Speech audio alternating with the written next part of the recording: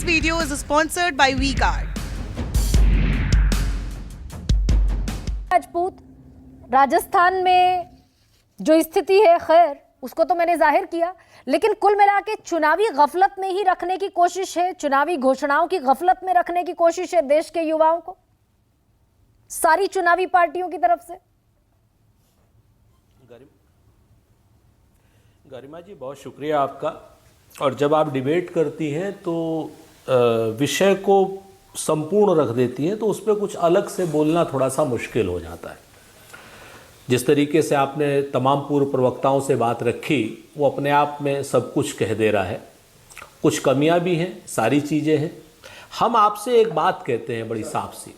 पहली बात जो है वो ये होती है ना, कहते तुम्हारी फाइलों में गांव का मौसम गुलाबी है, मगर ये आंकड़े झूठे, ये दावे किताबी हैं। तुम्हारी मेज चांदी की, तुम्हारे जाम सोने के, मगर किसान के या जुम्मन के घर में आज भी फूटी रकाबी है। राखी जी और वो जो आपके प्रोफेसर साहब थे, जिस तरीके से झूठ छल कपट करके अपनी सरकारों को बचाने का प्रयास, नंबर एक। और दूसरा उसके बाद खाम खामे वैश्विक आपदा और इस आपदा को लेकर के भाषणबाजी देने का जो प्रयास।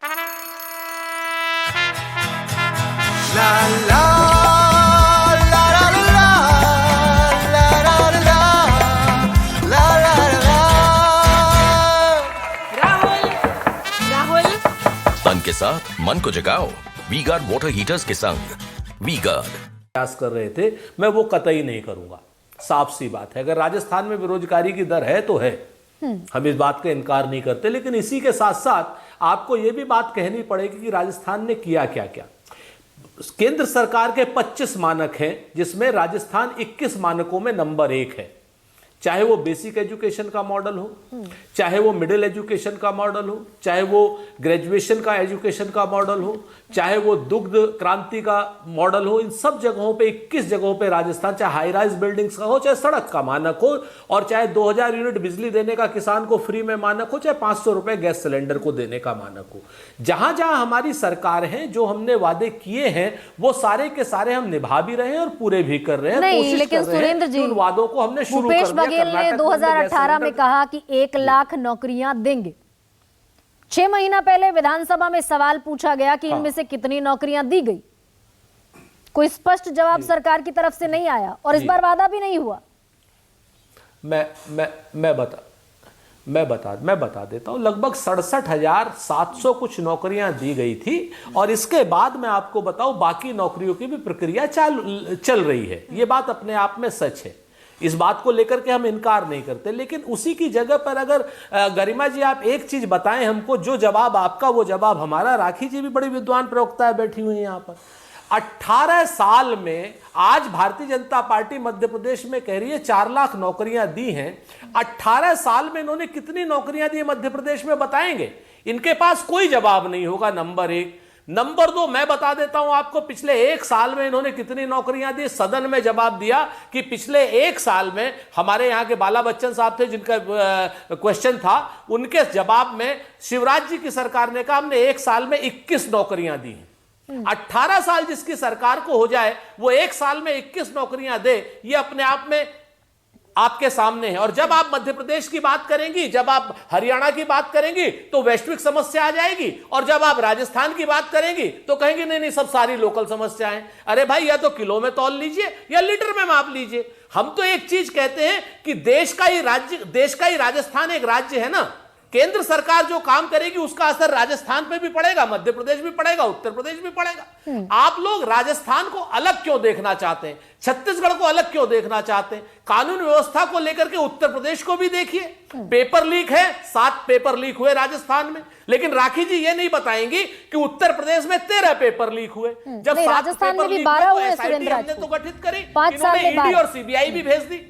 सर 18 सुरेंद्र जी, मैं ज्यादा जानती हूँ राजस्थान के बारे में। 18 पेपर लीक हुए, मैं आपकी पूरी जानकारी मैं लौटूंगी आपके पास। एक करके बात रख लीजिए अपनी। अगर ऐसा है राखी जी, 1 मिनट, हम आपकी बारी में नहीं बोले, 2 मिनट सुन लीजिए ना।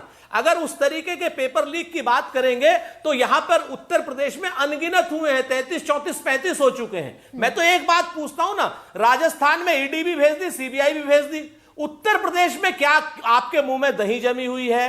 केंद्र सरकार के यहां हाथ बंधे हुए हैं या क्या हुआ है? ईडी भी नहीं भेजी, सीबीआई भी नहीं भेजी, और उत्तर प्रदेश नहीं में सुरेंद्र एक राजपूत, मंत्री एक और सेकंड, लौटते हैं विषय पर आ जाते हैं। मेरे एक सवाल का बड़ा प्रिसाइज जवाब दीजिए सुरेंद्र राजपूत कि ये युवा जो हैं हमारे देश के, जिन्हें हम कर्णधार कहते हैं, जिनके हाथ में रोजगार की सबसे बड़ी जरूरत है, वो आपके राज्य में, राजस्थान में रूलिंग बाय कांग्रेस सबसे ज्यादा आत्महत्या हुई बेरोजगारों ने की, एनसीआरबी के डेटा है।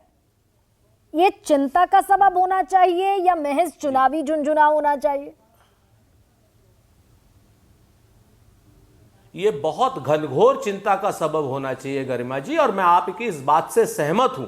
लेकिन मैं आपको बताऊं, अगर अग्निवीर की वजह से मेरा युवा क्या नाम आत्महत्या करता है, तो ये राज्य सरकार के लिए शर्म का विषय होना चाहिए या केंद्र सरकार के लिए शर्म का विषय होना चाहिए? जितनी सबसे ज्यादा आत्महत्याएं जितने युवाओं ने की हैं, उन्होंने केंद्रीय सुरक्षा एजेंसियों में, सीआईएसएफ में, सीआरपीएफ में और सेना में भर्ती होने की लेट होने के कारण की हैं, क्योंकि 3 साल से इन लोगों ने भर्तियां ही नहीं खोली थी। मैं आपको बताता हूं, क्योंकि वो बच्चे ओवर एज हो गए, 17 से 21 साल की उम्र होती है सेना में भर्ती होने की, और इन लोगों ने क्या किया कि 3 साल 4 साल से कोई भर्ती ही नहीं खोली थी। वो बेचारे युवा क्या करेंगे? वो राजस्थान के भी युवा मरे, वो उत्तर प्रदेश के भी युवा मरे, मध्य प्रदेश के। अब सुनिए, जवाब सुन लीजिए पूरा प्लीज।